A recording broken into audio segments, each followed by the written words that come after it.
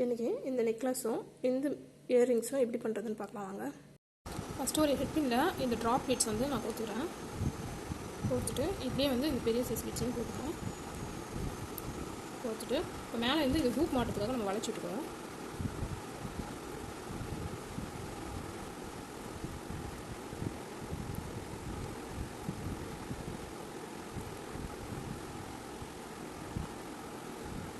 நல்லா வளைச்சி இதில் வந்து ஹூக் மாட்டிட்டுருவோம். இப்போ நமக்கு இயரிங் ரெடி ஆகிடுச்சு. ஒரு ஒயர் எடுத்துக்கிறேன். இதில் வந்து பெரிய சைஸ் பீட்ஸ் வந்து ஒரு 5 பீட்ஸ் வந்து நான் கோர்த்துக்கிறேன் மிடில் வர மாதிரி. இந்த மாதிரி பீட்ஸ் வந்து நான் ஃபுல்லாக கோர்த்து எடுத்துக்கிறேன்.